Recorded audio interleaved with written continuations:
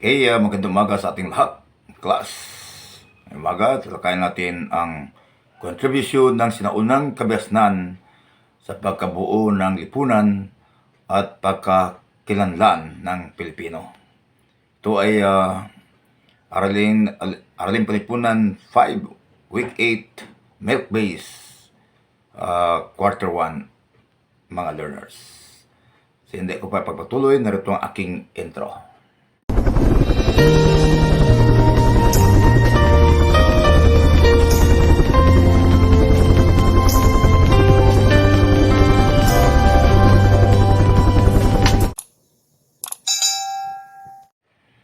Okay, good morning, class. Today, magkaroon tayo ng pagtatalakay sa mga araling Panlipunan 5, Week 8. Guys, Quarter 1. So, ito ang pinamagatan or ang paksang aralin ay kontribusyon ng sinaunang kabiasnan sa pagkabuo ng lipunan at pagkakilanlan ng Pilipino. Okay, tanas mga learners sa panood o makisalo sa paksang aralin na ito. Okay, dito din talakayan na ang pamuhay at teknolohiya ng mga sinaunang Pilipino. So dito sa ating pagtalakay, nakatuklas at nakagawa ng iba't ibang kasangkapan ang ating mga ninuno na kanilang ginagamit upang mapadali ang kanilang pamuhay sa araw-araw. Nakatuklas sila at ito ay talagang patunay na pag-unlad ng kailang kaalaman sa teknolohiya. Mula sa paggamit ng bato ay gumamit sila ng metal bilang pangunahing material ng kanilang mga kasangkapan.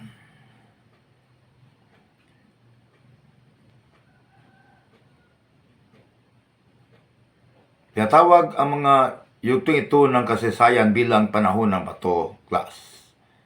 O mga viewers yan, nahati sa panahong Paleolitiko o lumang bato at panahong Neolitiko o bagong bato at panahon ng metal.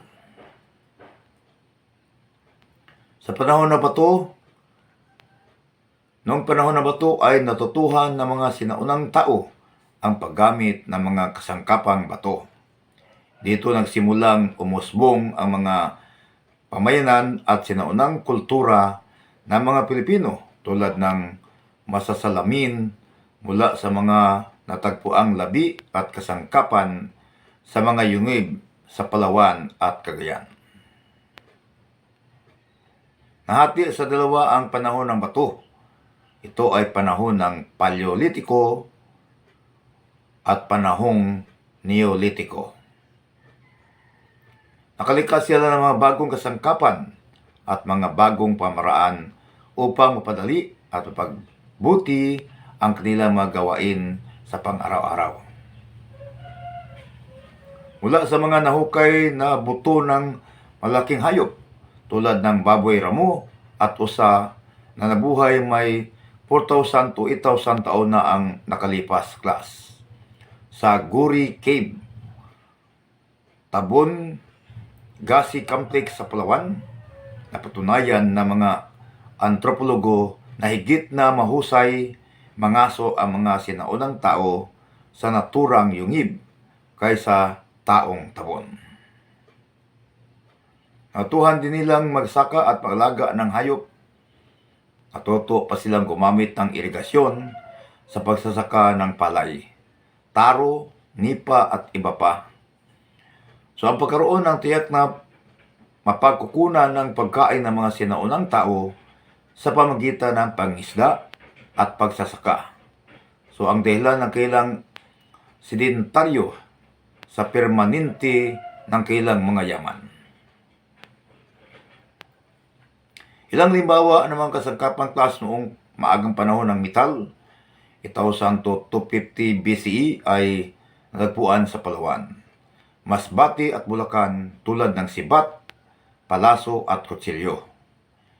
Gawa ng mga ito sa tanso at bronze.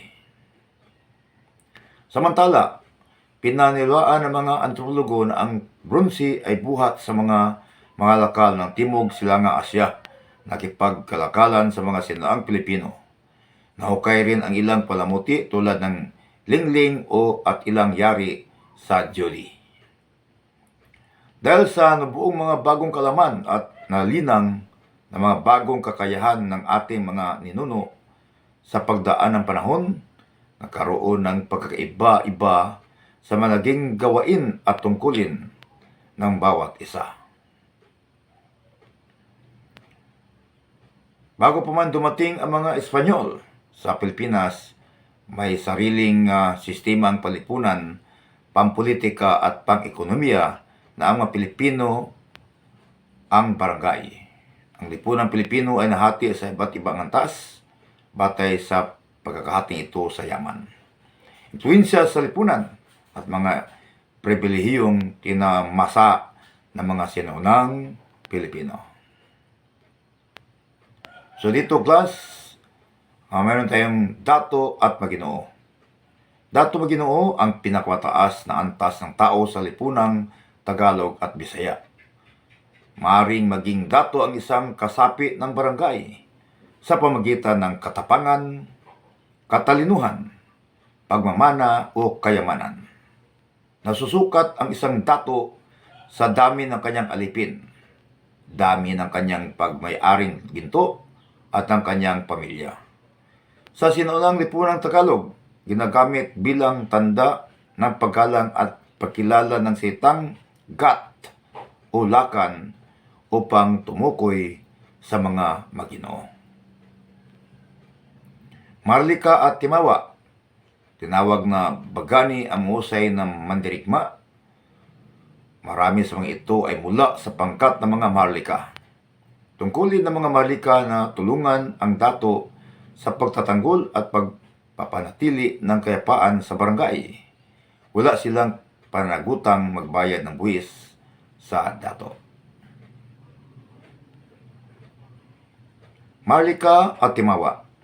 Timawa, ang ibig sabihin ay ang malayang tao at mga taong lumaya mula sa pag-alipin. Kabilang din sa kanila ang mga inanak o inapo ng mga dato mula sa kanilang ikalawang asawa. Maaring magmay-ari ng lupa ang Timawa. May karapatan din siya sa kita ng kanyang ani nang hindi magbigay ng tribute sa dato. Sa lipunang Bisaya, nagbayad ng buwis ang mga Timawa, ngunit may karapatan silang lumapit ng dating paglilingkuran. So ang mga Timawang naglingkod sa dato ay hindi nagtrabaho sa bukid at hindi rin nagbayad ng tribute. Sa halip, ang mga Timawang ito ay nagsisilbing kasama ng dato sa digmaan, taga-sagawa ng bangka, taga-tikim ng alak ng dato, o sugo sa pagkasundo sa kasal ng mga anak ng dato. Alipin o oripon. Naging alipin din ang mga taong nahuling pumasok sa teritoryo ng dato. Sa mga Tagalog, ang taong tumubos sa pagkakautang o krimen ng isang alipin ay maaring maging Panginoon ng aliping ito. Tungkulin ng dato na maging alipin niya ang mga batang naulila at walang kumukop na kamag-anak. Siya ay may tungkulin sa kabuuang kahusayan sa kagalingan ng mga alipin na ang mga naabandona sa digmaan at ulila.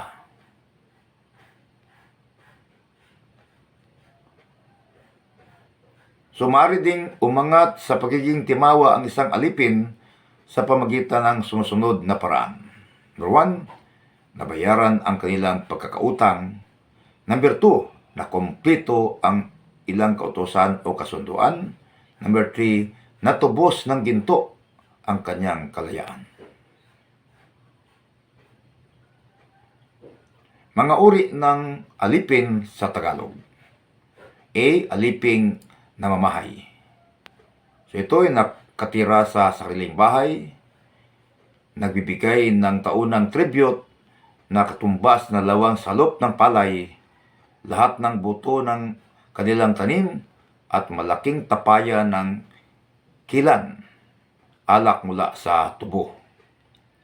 Then, tumulong sa paghanda ng mga kakailanganin sa paglalakbay ng dato. So, sunod, aliping na mamahay, nakatira lang sa sariling bahay, nagbigay ng tuunang tribute sa katumbas ng lawang salop ng palay, lahat ng buto ng kilang tanim, at malaking tapayan ng kin-alak mula sa tubo. Then, tumutulong sa paghanda ng kailanganin sa paglalakbay ng dato, katulong sa pagdaraos ng pagtitipon, maaaring magkaroon ng sariling ari-arian class. Mga uri ng alipin sa Bisaya: A. Ayuy. Ayuy ay pinakamababang pangkat ng uripon na nilbihan kailanman na isin ng dato. B. Tumarumpok. Nalbihan ng isang araw sa isang linggo sa dato. Then, maaring magbayad ng palay kapalit ng kanyang panilbihan. Yun ay tumarumpok. Tumataban. Ito ay uri ng lipin sa Bisaya na nalbihan sa dato tuwing may piging o pagtitipon. Mataas ang papalagaan ng sinaang lipunang Pilipino sa kababayan. Bukod sa katungkulan bilang ina at tagapangalaga sa pamilya, may mahalagang bahagi rin silang ginampanan sa lipunan class. Katalunan sa mga Tagalog ang nanguna sa mga panreliyong ritual. Pabaylan sa mga Bisaya ang nanguna sa mga panreliyong ritual.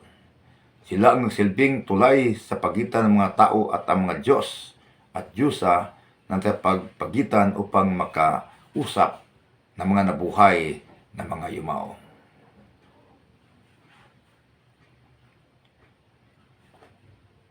Okay, maraming salamat sa panood mga guys. At ipapatuloy ito. Thank you very much. Okay, dito na tayo sa ating pagsasanay.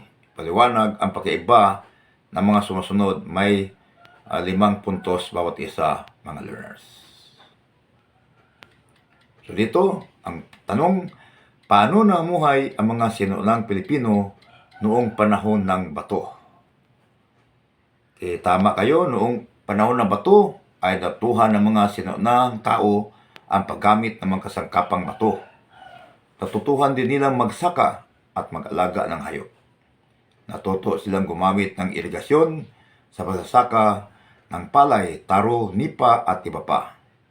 Ang pagkaroon ng tiyak na pagkukunan ng pagkain ng mga sinuunang tao sa pamagitan ng pangisda at pagsasaka ang dahilan na magiging sedentaryo o permanente ng kanilang mga yaman. Number 2 na question, saan nairahan ang mga sinuunang Pilipino noong panahon ng Paleolitiko? Tama kayo, class. So, noong panahon ng Paleolitiko, nairahan sila ng mga yungib at nagpalipat-lipat ng tirahan. Sila ay walang permanenteng tirahan. Number 3 na tanong, paano namuhay ang mga Pilipino sa panahon ng metal? Okay, tama kayo. So, noong panahon ng metal, naging maunlad ang mga sinuunang Pilipino. Nakalika sila ng mga kagamitang gawa sa metal tulad ng sibat, palaso at kutsilyo. Gawa ang ito sa tanso at bronsi. Ang tanso ay maaring namina nila sa mga kagubatan ng Pilipinas. Okay, ito lang yung magsanay. May salamat sa nood. Thank you very much.